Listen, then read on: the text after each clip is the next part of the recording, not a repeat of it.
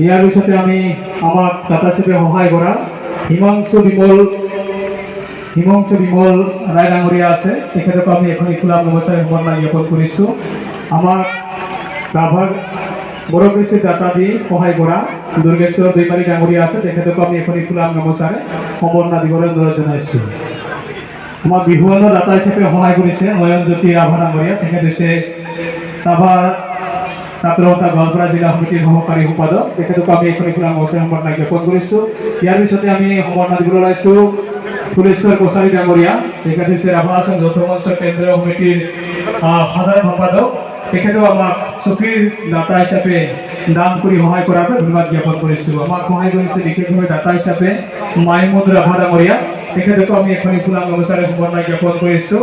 তেখেতেও আমাক বিহুৱানৰ দাতা হিচাপে সহায় কৰিছে।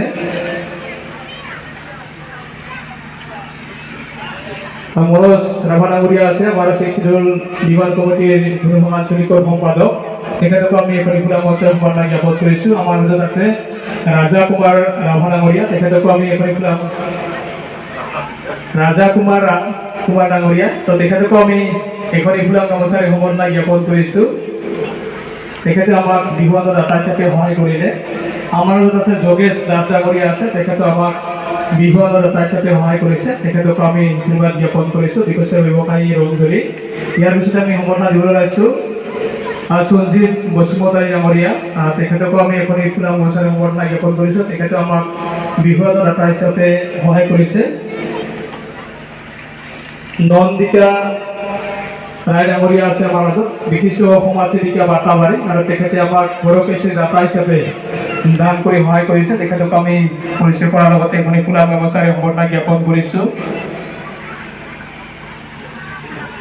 আমাৰ মাজত আছে জোনালী ৰায় ডাঙৰীয়ানী, তেখেতে আমাক সাহিত্যৰ পুৰস্কাৰৰ যি দাতা আছিলে, গতিকে তেখেতকো আমি এখন খোলা গামোচাৰে সম্বৰ্ধনা জ্ঞাপন কৰিছোঁ।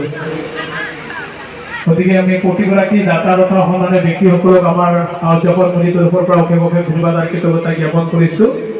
আৰু আছুতীয়াক হোৱা যি আসন আছে, গতিকে এই চকীত তেওঁলোকক আমি আগধৰি ল'বৰ বাবে আমাৰ বিষয়ববীয়াসকলক পুনৰবাৰ অনুৰোধ জনাইছোঁ।